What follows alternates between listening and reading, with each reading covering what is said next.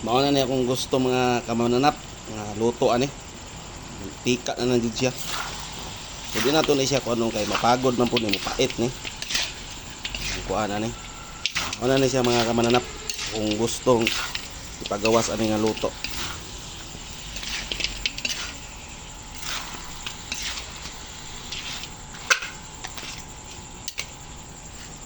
Mga kamananap, okay na kayo na yung mga kamananap. Birada na na yung mga kamananap.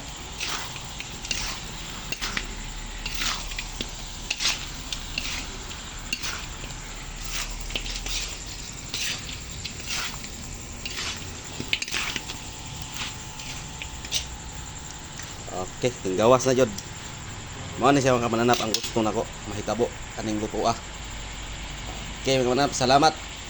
Support to my vlog, Lutong Mananap. Salamat mga viewers. Thank you guys tanan ninyo.